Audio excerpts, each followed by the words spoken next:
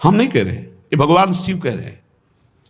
जो राधा कृपा कटाक्ष पढ़ते हैं वो पढ़ के देखें, आखिरी में भगवान शिव कह रहे हैं, क्रियेश्वरी, मखेश्वरी, स्वधेश्वरी, त्रिवेद भारतीश्वरी, प्रमाण शासनेश्वरी।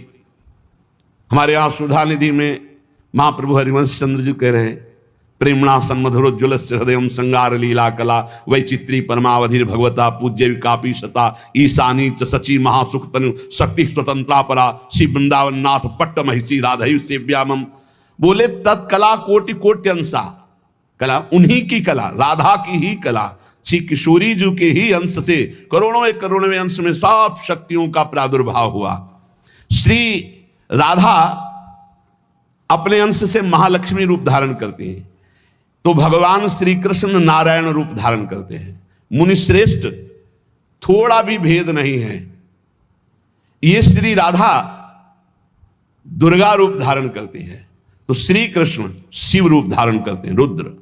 जब श्री कृष्ण के अंश से इंद्र, तो श्री राधा किशोरी के अंश से सची इंद्राणी। जब श्री कृष्ण के अंश से ब्रह्मा, तो राधा किशोरी के अंश से सावित्री देवी। जब श्री कृष्ण के अंश से यमराज, तो उनकी पत्नी धूमोरणा के रूप में श्री राधा किशोरी। अधिक क्या कहूं, इन दोनों के सिवा किसी की सत्ता ही नहीं। यही सब चिद चिद लक्षणम सर्वम राधा कृष्णमयम जगत, चेतन अचेतन सारा संसार श्री राधा कृष्ण का स्वरूप है। नारद जी, मैं इन विभूतियों का क्या वर्णन करूं, अगर 100 करोड़ वर्ष तक राधा की महिमा वर्णन करूं तो भी नहीं कर सकता। भगवान शिव कुछ ऐसे भावुक जन हैं कि वो कहते हैं कि आप भगवान शंकर को श्री कृष्ण से छोटा कहते हैं, वो हमारे आराध्य देव, हमको चुभता है। देखो, जब तत्व की चर्चा होगी तो एक है, और जब लीला की चर्चा होगी तो वही एक विविध लीलाएं करता है, वही एक विविध लीलाएं करता है। रास में भगवान शंकर आए, अगर थोड़ा भी शास्त्र को पढ़े हो तो पढ़ के देख लेना। गोपी रूप धारण किया, रास में प्रवेश पाया, श्री कृष्ण चरण वंदना, किशोरी जी की चरण वंदना, और फिर गोपी रूप धारण करके रास में प्रवेश। अच्छा, कोई भी ये कैसे नकार सकता है कि भगवान शंकर की जटाओं में गंगा जी हैं, और वो गंगा जी क्या है, क्या आप नहीं जानते हो? गंगा तरंग रमणीय जो जटा कलापम गौरी विभूषित वाम भागम, भगवान शिव के लिए आता है। तो जो जटा कटा संभ्रमम भ्रमण नीलम पर निर्झरी जो विराजमान है गंगा जी, वो कौन है? गांगम वारी मनोहारी मुरारी चरण अच्युतम त्रिपुरारी शिरश्चारी पापापहारी पुनात्मा। देखो भाई, तत्व एक है, पर लीला में जब प्रारंभ होगा तो लीला में छुटाई बड़ाई हंसी मजाक, वो उनकी आराधना, उनकी आराधना। तत्व एक है। अभी आप यहां सुन रहे हो कि जब श्री कृष्ण शिव रूप धारण करते तो राधा किशोरी दुर्गा रूप धारण करती, यही है, कोई और थोड़ी है। पर जब लीला की बात आती तो वही भगवान शंकर गोपी रूप, आज भी भगवान गोपेश्वर का श्रृंगार होता है गोपी रूप में। शाम टाइम जल नहीं चढ़ता, नथुनी बाला और सब चुनरी धारण करके भगवान शिव गोपीश्वर के रूप में विराजते हैं।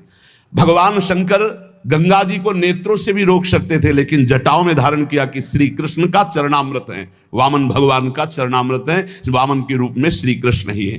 प्राणाधिक प्रियतमा सर्वाभ्या सुंदरी परा सर्वयुक्ता च सौभाग्य भाग्नि गौरवान्विता। हमारी जो श्री किशोरी जो हैं, एक यहां बात ध्यान रखनी है कि एक प्रश्न और आता है सभा में, जब चर्चा होती है तो उसको सुनकर के लोगों के अंदर प्रश्न आता है कि शिव पुराण में लिखा है कि भगवान शंकर सर्वश्रेष्ठ है, देवी पुराण में लिखा है कि इन्हीं से सबकी उत्पत्ति है, आप गणेश महिमा को देखो तो यम ब्रह्म स्वम ब्रह्म, सब कुछ जिस पुराण को देखो उसी से सृष्टि हुई है। इसका मतलब क्या है? गलत है क्या? जब तुम शिव पुराण पढ़ोगे तो शिव तत्व से ही सबकी उत्पत्ति है, सब कुछ शिव तत्व है। पढ़े हैं, जैसे आप कहा भगवान शंकर ने चिद चिद लक्षणम सर्वम राधा कृष्णमयम जगत, ऐसे कहा गया है हे भगवती हे भगवान, आपसे ही सृष्टि प्रकट है शिव पुराण में, क्योंकि जितनी माताएं वो सब भगवती हैं और जितने पुरुष हैं वो सब हे भगवान शिव आपका ही स्वरूप है। चराचर जगत शिव और पार्वतीमय है। भगवान का ऐसा लिंग प्रकट हुआ शिव जी का कि 100 कल्प तक ब्रह्मा जी उतरते चढ़ते रहे, पार न पाया। फिर भगवान विष्णु उसमें पढ़ना शिव पुराण में, तो पढ़ करके बात कर रहे हैं, आर पार नहीं पाया। भगवान शिव से ही नारायण का प्रादुर्भाव होता है, भगवान का प्रादुर्भाव होता है, भगवान शिव से ही ब्रह्मा का प्रादुर्भाव होता है। जब देवी भागवत पढ़ो तो सब कुछ देवी जी से प्रकट हुआ, तो क्या झूठा है क्या? पुराण कोई झूठे हैं क्या? तो अगर उनसे प्रकट हुआ तो इनसे कैसे? भागवत पढ़ करके देखो तो श्री हरि से, नाभि कमल से ब्रह्मा, ब्रह्मा की भ्रकुट से शंकर, रुद्र का अवतार। उधर पढ़ करके देखो तो उन भगवान शिव से ब्रह्मा और श्री हरि प्रकट होते हैं। देवी भागवत पढ़ करके देखो तो देवी शक्ति। ये है क्या? तत्व। तत्व एक है, वही परमात्मा है। वही जब शिव पुराण पढ़ोगे तो सब कुछ शिव की, जब भागवत पुराण पढ़ोगे तो सब कुछ श्री हरि का, और जब देवी भागवत पढ़ोगे तो सब कुछ वही। देवी प्रपन्नार्थ हरे प्रसीद प्रसीद मातर जगतो खिलस्य प्रसीद विश्वेश्वरी पाहे विश्वम तुम ईश्वरी देवी चराचरस्य। हे देवी, तुम ही चराचर में व्याप्त हो, तुम ईश्वरी हो, तुम सर्वशक्तिमान हो, तुमसे बढ़कर कोई नहीं। क्या समझते हो? जो जहां है वही परम तत्व है और वो वही सब कुछ है। इधर से हम देखेंगे तो कृष्णाकार, उधर से देखोगे तो शिवाकार, उधर से देखोगे तो दुर्गा में, उधर से देखोगे काली में। जो बोलो वही परम तत्व है। पर जब हम लीला का गायन करते हैं तो लीला में विभाग हो जाता है। वही एक परमात्मा, वेद कहता है एकोहम बहुश्यामा, मैं एक बहुत रूपों में हो जाऊं। अब वही परमात्मा शासक बन गया, वही शासित हो गया, वही धर्मात्मा बन गया। उसी के छाती से धर्म प्रकट हुआ, उसी के पीठ से अधर्म प्रकट हुआ। अधर्म करने वाला दंडनी हो गया, धर्म करने वाला बंदनी हो गया। लेकिन दंडनी और बंदनी में, दोनों में एक तत्व विराजमान है। तत्व में अंतर नहीं। ये जो समझते नहीं ना, लीला को समझते नहीं है और तत्व को समझते नहीं, तो ये झगड़ा करने लगते हैं कि शिव को छोटा कैसे कह दिया। पूछो शिव जी से जाके। अरे उनको देखो तो रात दिन भगवत श्री हरि चर्चा करते रहते, और हरि को देखो, उनसे पूछो जाके कि तुम्हारे आराध्य देव कौन है, बोले कि शंकर। हरि से पूछो कि तुम्हारा गुरु कौन, बोले शंकर। और शंकर जी से पूछो तुम्हारा आराध्य देव को, बोले हरि। और हम आपस में लाठी चलाएं।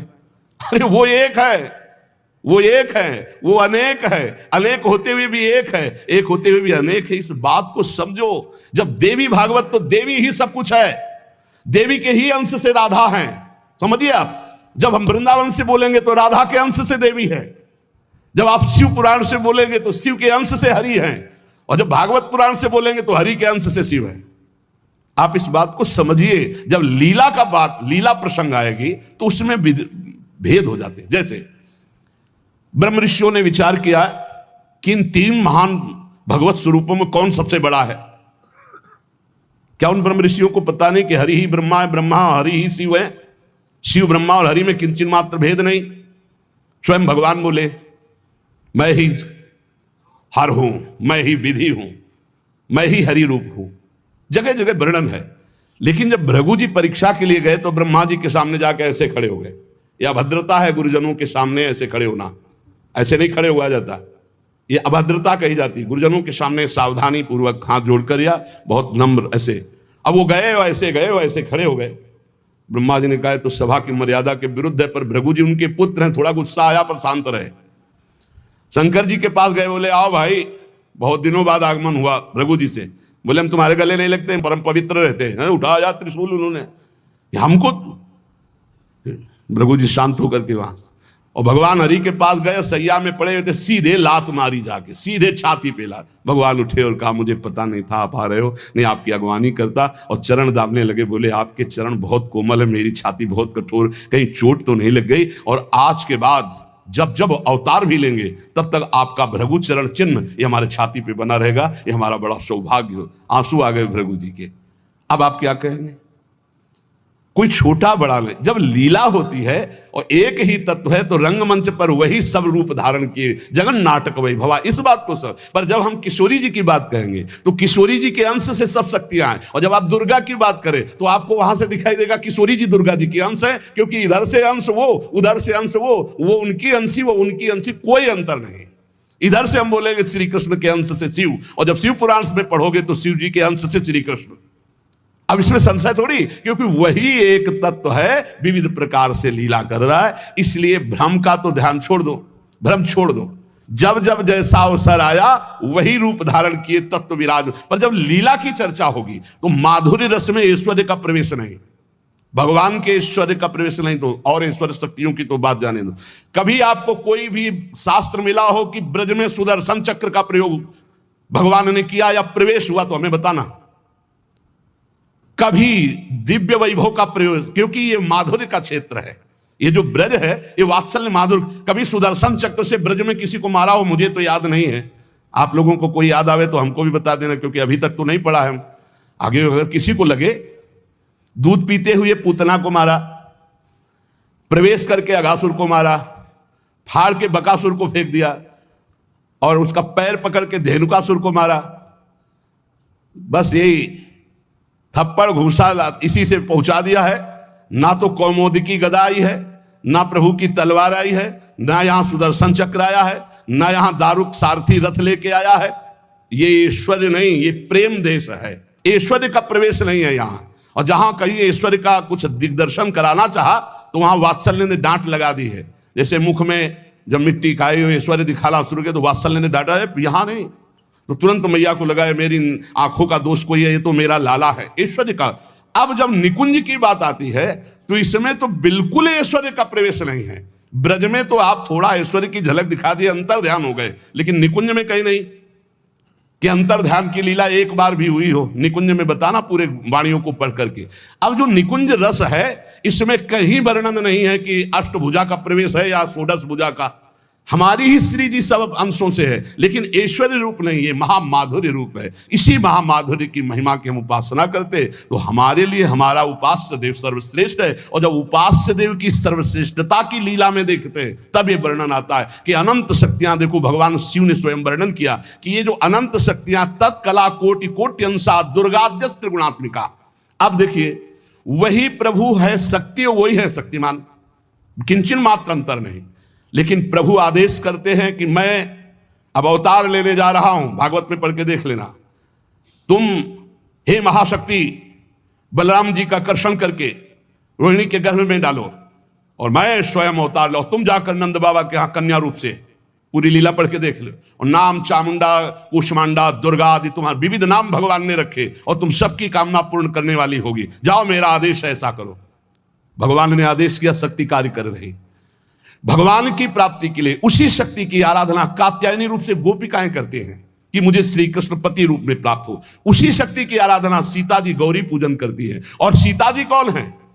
काल रात्र निश्चर कुल केरी, महाकाल रात्रि स्वरूपा उनको गोस्वामी जी ने कहा। काल रात्रि निश्चर कुल केरी, जे सीता पर प्रीति घरेरी। ये नहीं समझ रहा रावण की साक्षात इसका काल पधारा है। एक काल रात्रि महाशक्ति स्वरूप चाट जाएंगे, कुछ नहीं बचेगा लंका में। ये दुष्ट जिनके प्रति विरोध भाव कर रहा है कौन है? वही गौरी है और वही गोरी है, वही महाशक्ति है और वही सीता जी है।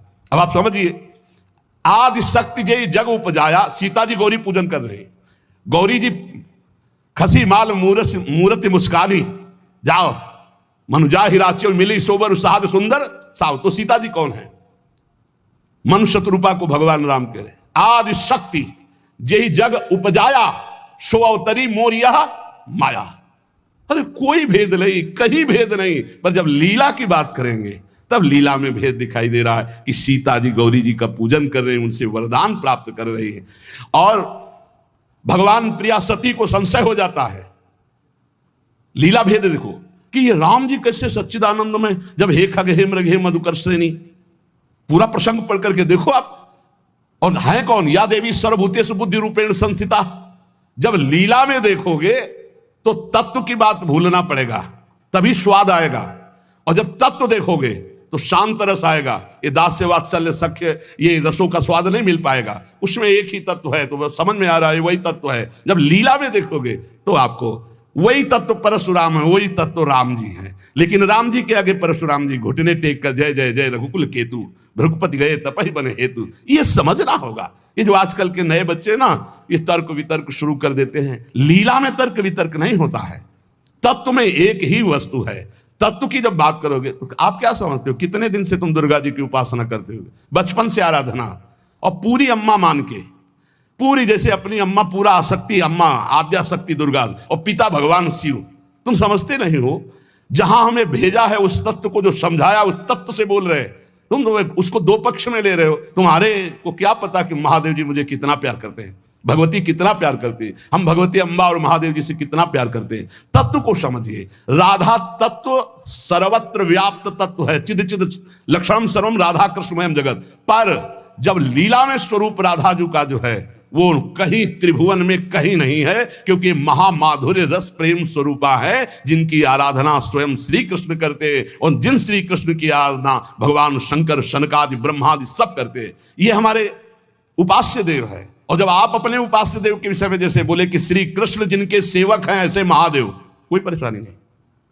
श्री कृष्ण जिनके सेवक हैं ऐसे महादेव, क्योंकि हमें पता है कि तुम जो बोल रहे हो वो सत्य बोल रहे हो, क्योंकि वैसे ही उस तत्व को देखा जाता है। ये तत्व है ही ऐसा कि हम जिस भावना से जैसे देखें वैसे दिखाई देगा। जब हम गणेश स्तोत्र पढ़ते हैं तो सब कुछ गणेश जी बने हुए हैं, जब राम स्तोत्र तो सब कुछ राम, जब कृष्ण सब कुछ कृष्ण, जब नरसिंह तो सब कुछ नरसिंह, जब वाराह तो सब कुछ वाराह, वही बने हुए, दूसरा कोई नहीं। इसमें हमें कोई संशय नहीं है। तुम्हें कितना ज्ञान है, उनके पति हैं शिव ज्ञान समुद्र, वो कह रहे हैं, हम तुम्हें पूरा परिचय के साथ बता रहे। पद्म पुराण पाताल खंड अध्याय 81 उसमें कह रहे तत्कला कोटि कोट्यंसा दुर्गाद्यास त्रिगुणात्मिका। कभी रास का स्वाद लिया है? रास का स्वाद लेना है तो ब्रज रस में। इसी यही तो वृंदावन की लीला, मत समझो गुरु को चीला, यहाँ ऋषि मुनि गए हार जपे जा राधे राधे, ऋषि मुनि गए हार जपे जा राधे राधे, प्रियालाल हैं प्रियालाल। अगर हम जो बोलते हैं उसकी बात को समझ लेना, कह दो कहां प्रमाण है तो हमारी छाती प्रमाण है, खिलवाड़ मत समझना। अगर तुमने राधा किशोरी की अवहेलना करके कहा कि अम्बा, जब जड़ भरत जी के ऊपर गड़ासा चलाने की बात अंबा के ही सेवकों ने किया तो भद्रकाली सहन नहीं कर पाई और मूर्ति फोड़कर प्रकट हो गई, काट के फेंक दिया अपने ही उपासकों को। होश में रहना, राधा किशोरी है। तत्व से बोलोगे तो मुझे कभी कोई संशय नहीं, सब एक हैं। जब लीला में आओगे तो वही स्वामी बनता है, वही सेवक बनता है। जब लीला में देखोगे तो वही छोटा बनता है, वही बड़ा बनता है। वो विविध रूप धारण करके एक ही तत्व खेल रहा है, इसमें संशय नहीं। पर जब लीला का रसास्वादन करते तब आप उसमें संशय मत करो। वो विविध लीलाएं, वही गोपी बना है, वही श्री जी बना है, वही वृंदावन बना है, और वही प्रीतम बना है और वही खेल रहा है। वही नरक बना है, वही अधर्म बना है, वही दंड विधान बना है, वही रोग बना है, वही विविध प्रकार की यातना बना है। समझो ना, जो नरक भी वही बना। तो जब नरक नहीं था तब कौन था? श्री कृष्ण। और जब नहीं रहेगा तब कौन है? श्री कृष्ण। तो बीच में जो भास रहा है नरक वो है कौन? श्री कृष्ण। अब ये जान जाओ तो नरक ही नहीं है, परम पद के अधिकारी हो गए। जब यही नहीं जान रहे तो वो दुखप्रद है, अगर जान गए तो वो सुखप्रद है। अगर जानकारी का भी विस्मरण हो गया और सच्चिदानंद में स्थित तो आप ही वो हो, जानत तुम्हें हो जाए। तुम भी वही हो जो शिव, जो कृष्ण। जब तत्व में आओगे तो तुम भी वही हो, कोई किंचन मात्र अंतर नहीं। वही एक परमात्मा तत्व विविध रूप में खेल रहा। चिद चिद लक्षणम सर्वम राधा कृष्णमयम जगत, ईशावास्यमिदं सर्वम यत् किंचे जगत्याम जगत। और सच्ची मानो बिना भजन के समझ नहीं सकते रे, हमारी भाषा समझ ले। ये तर्क वितर्क से नहीं समझ सकते। जब तक ब्रह्मचर्य नहीं रहोगे, पवित्र आहार नहीं करोगे, लाखों नाम जप नहीं करोगे, तब तक वैसे समझ जाओगे ये कोई बातों का विषय है। भजन नहीं करोगे, परमात्मा तत्व तुम्हारे तर्क वितर्क से समझ में आएगा। इसलिए समझा देते कि समझ लो, तुम्हारा मंगल हो जाए। और अगर ऐसे पक्ष विपक्ष की भावनाएं रखोगे तो तुम्हें संतों में दोष दर्शन हो जाएगा, पक्की बात समझ लो। इसलिए बहुत सावधान। यहां से जो चर्चा होती है वो भगवत प्रसाद स्वरूप होती, उसका पान करो तर्क छोड़ करके। खूब नाम जप करो डट के, बन जाओगे। खूब संतों की चरण धूलि माथे पे। हाँ, लहु गणित तत्प्रसाद याति न चेज्या न निरूपणात् गृहाद्वार न छंद सा न जलाग्नि सूर्यो बिना महात्पाद रजोभिषेकम। रज लगाओ, संतों की चरणामृत पियो, संतों के वचनों का श्रद्धा विश्वास पूर्वक बढ़िया मंगल में ज्ञानी हो जाओगे। आपको कोई संशय नहीं रहेगा। पर लीला में बड़ा अंतर है। जब विमान पे चढ़ा हुआ जो वृत्तासुर बने थे, चित्रकेतु उनका नाम था, और जब भगवान शिव को वो ऐसे शब्द जो नहीं बोलने चाहिए वो बोल रहे थे तो अंबा जी गुस्सा हो गई। तो भगवान शिव ने कहा था कि तुम्हारे क्रोध और श्राप का उसके ऊपर कोई फर्क नहीं पड़ेगा। क्यों? बोले श्री हरि का निज जन है, साप दे दिया जा, दैत्य हो जा, क्या फर्क पड़ा? अंतिम समय जो वृत्तासुर की स्थिति है वो देख लो, जो भगवान शिव ने, कोई फर्क नहीं पड़ने वाला। क्यों? वो भगवान श्री हरि का निज जन है, भगवान का जन, भगवान शिव का है। भगवान शिव को भी गुस्सा नहीं आया, अंबाजी को गुस्सा आ गया। ये ऐसे जगत गुरु भगवान शिव से ऐसे नहीं बात करना चाहिए, विमान से उतरकर साष्टांग दंडवत होना चाहिए। त्रुटि है तो भगवान शिव ने कहा त्रुटि होते हुए भी श्री हरि का, इसलिए इसके ऊपर कोई फर्क नहीं पड़ेगा। और नहीं बना वृत्तासुर मिला तो ऐसा वृत्तासुर बना कि हाहाकार त्रिभुवन में मच गया, होश उड़ गए देवताओं के। तब दधीच की हड्डियों से वज्र का निर्माण हुआ। जब देखा कि हाथ में ऋषि का जो अस्थिपंजर, उसी से वज्र का निर्माण हुआ है, तो कहा देवराज ये मत सोचना मैं वज्र से डर रहा हूं, रुक जाओ। भगवान हरि से बात की, जैसे छोटा सा बछड़ा अपनी माँ की, जैसे घोंसले में बिना पंख उगे हुए बच्चा चिड़िया का अपनी माँ का, जैसे परदेश गए हुए पत्नी अपने पति का चिंतन, हे नाथ ऐसे ही हमारी वृत्ति आप में लगी रहे। और आज चलाओ, ये अमोघ है, चिंता मत करो, ये अमोघ है, मेरे ऊपर चलाओगे विध्वंस हो जाऊंगा, क्योंकि मैं जानता हूं ये क्या स्थिति वृत्तासुर की। अंतिम समय एकदम भगवदाकार वृत्ति जो बड़े बड़े ब्रह्म ऋषियों की होती है, वही महाभागवत वृत्तासुर की। इसलिए हरि सर्वत्र सब रूपों में व्याप्त है, इसमें कोई संशय नहीं। मत्तः परतरम नान्यत् किंचिदस्ति धनंजय। पर पुराणों में जो है, जहां जिस पुराण की चर्चा वही सर्वोपरि है। अगर देवी भागवत तो सर्वोपरि, उसी से सबका प्रादुर्भाव, शिव पुराण तो सर्वोपरि, उसी से सबका प्रादुर्भाव, गणेश तो उसी से सबका प्रादुर्भाव, आदि गणेश जिसकी पूजा ब्याह में माता पार्वती और भगवान शंकर भी करते हैं।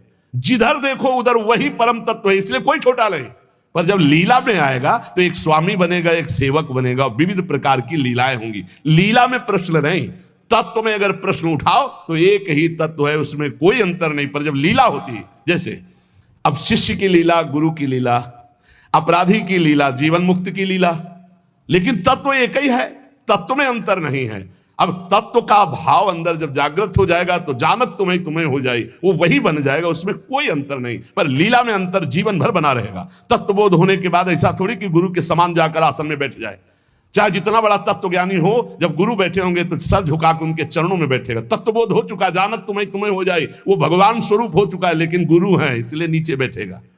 इसलिए कभी कोई भगवत चरित्रों पर संशय ना करे, कोई छोटा बड़ा नहीं है। पर जब खेल खेलने में उतरते हैं तो वही तत्व छोटा बनता है, वही बड़ा बनता है, वही स्वामी बनता है, वही सेवक बनता है। विविध प्रकार से वो जगन नाटक वैभवा, अपने जगत में नाटक का स्वरूप करके वो वैभव प्रकाशित कर रहा है। ये खेल जान जाओ, या रहस्य रघुनाथ कर बेग न जाने कोई, जो जाने रघुपति कृपा तो सपने मोह न होए।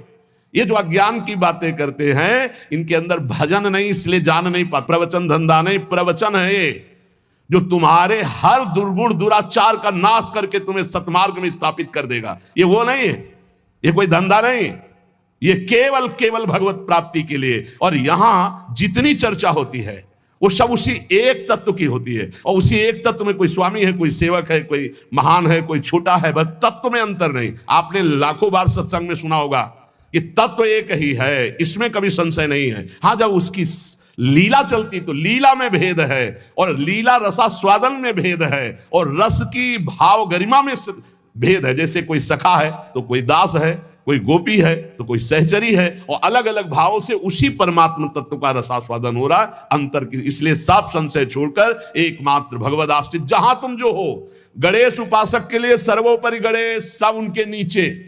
देवी उपासक के लिए सर्वोपरि देवी, सब उनके नीचे। शंकर उपासक के लिए शंकर जी सबसे, उनके सामने। कृष्ण उपासक के लिए कृष्ण सर्वश्रेष्ठ, राम उपासक के लिए राम। हमें कोई संशय नहीं, क्योंकि वही तत्व बैठा हुआ है। पर जब लीला में देखो तो हनुमान जी बन के शंकर जी ही चरण पकड़े राम जी के, और राम जी सेवक बन करके रामेश्वर की स्थापना करते। लीला में तुम कहां काट सकते हो? लीला में तर्क वितर्क नहीं, एक ही तत्व है, उसमें कोई अंतर नहीं। इसलिए बहुत सावधानी पूर्वक संतों के वचनों को सुना जाए और अपने चित्त में धारण करके भगवदानंद की प्राप्ति की जाए, जिसके लिए हमको अवसर मिला है। कहीं हम इधर उधर दोष दर्शन करके अपने परमार्थ से भ्रष्ट ना हो जाए, इसे ध्यान से सुन लो। जो जिनकी उपासना कर रहा है उसके लिए वो सर्वोपरि है। सर्वोपरि इसलिए कि वही सर्वोपरि तत्व है, दूसरा कोई नहीं है। पर जो जहां उपासना कर रहा है उसके लिए ये गर्व होना चाहिए कि हमारे उपास्य देव सर्वोपरि हैं। तर्क की जरूरत नहीं, मान्यता की जरूरत है। आप सर्वोपरि मानेंगे तभी तो आपका मन आराध्य देव में पूर्ण समर्पित होगा, और जब आप अनुभव करेंगे तो सब रूपों में मेरा ही आराध्य देव है, ऐसा आपको अनुभव होगा। और यही अनुभव होना परम सत्य अनुभव होना है। इसलिए खूब नाम जप करो, अच्छे आचरण करो, तर्क वितर्क मत करो। लीला अलग क्षेत्र है, तत्व ज्ञान अलग क्षेत्र है। तत्व का बोध होना और लीला में प्रवेश होना, दोनों में बहुत अंतर है। जब लीला की बात आएगी तो तत्व अंतर ध्यान हो जाता है, नहीं तो कैसे ध्यान है? मेरे प्रभु इस समय मेरे प्रभु को शयन कराना है, मेरे प्रभु को भोग लगाना है, इस समय मेरे प्रभु को मंगलारती, इस समय मेरे प्रभु को जल पिलाना है, इस समय मेरे प्रभु को इत्र लगाना है। ये हम तत्व से थोड़ी देख रहे हैं, हम भाव से देख रहे हैं। भावोत्सवेन भजताम रस कामधेनु। और जब हम भाव से देखते हैं तब हमको ये दिखाई देता है कि हमारी श्री जी के समान केवल श्री जी है, दूसरा कोई नहीं है, क्योंकि दूसरा कोई है ही नहीं। मेरे तो गिरधर गोपाल, दूसरो न कोई। ये हमको देखना, मीरा जी से लड़ना थोड़ी है। कहेंगे करो पूजा भाई, हमको परेशान कब कर रहे हैं? हम तो कह रहे मेरे तो गिरधर गोपाल, दूसरो न कोई। उनकी नंद कह रही थी ये हमारी कुल देवी पूजा को, बोले करो ना। बोले नहीं तुमको करना पड़े। बोले हम तो नहीं करेंगे, हमारे तो गिरधर गोपाल, दूसरो न कोई। जाके सिर मोर मुकुट मेरो पति सोई। उनका नहीं करना चाहिए। बोले क्यों करना चाहिए? बोले सुहागवती होती तो विधवा थी। बोले तुमने कुल पूजन नहीं किया क्या? तुम क्यों वैधव्य को प्राप्त हो? बस यही जगह से शुरू हो गया था उसका द्वेष भाव, बहुत प्रचंड द्वेष। तो सच्ची मान लो, हमारी प्रार्थना मान लो, झगड़ा झंझट की भावनाओं का त्याग करके एक ही परम तत्व है। जब लीला में उतरता है तो आप पढ़ के देख लो भागवत में। भरत जी जो जड़ भरत जी के रूप में है, देवी उपासक उनको ले गए और बलि देना चाहते थे। तो जो ही सर झुकाया तो अंबा जी के हृदय में आग लग गई। ऐसे परम निर्मल पुत्र का वध मां सह सकती? फाड़ करके मूर्ति प्रकट हो गई, काट के फेंक दिए। भागवत में पढ़ के देख लो भाई। वही परम तत्व है जो श्री कृष्ण है, वही काली है, जो काली है वही श्री कृष्ण है। मुझे समझने में इतना भी भेद नहीं, लीला में बड़ा भेद है। लीला में जब आते हैं तो अलग अलग रसास्वादन हो जाता है। तो लीला रसास्वादन पाने के लिए चरणों में जाकर के अपने अपने गुरुजनों की आराधना करो, खूब नाम जप करो। जब लीला चरित्र का प्रकाश होगा तब आप जान पाओगे। और श्री किशोरी किशोर जू का ये अद्भुत विलास, जो भगवान ब्रह्मा सनकादि शिवादि जिसका जस गाते हैं और याचना करते हैं, जो रज शिव सनकादि की याचत। अब कैसे रसमयी ग्रंथों में प्रवेश नहीं, तो बाहरी लोग नहीं समझते, पर हम अपने सत्संगी जनों से कहते हैं अपनी उपासना में अपने आराध्य देव के समान कोई नहीं है। ये सबको मानना चाहिए। जब तक मानोगे नहीं, निंदा किसी की नहीं कर ली, पर अपने उपास्य देव अपने लिए सर्वोपरि हैं, उनके समान कोई नहीं। जब ऐसा मानोगे तभी आप प्रेम रस को प्राप्त होगे। शिष्य चर्चा आगे। श्री राधा वल्लभ लाल की।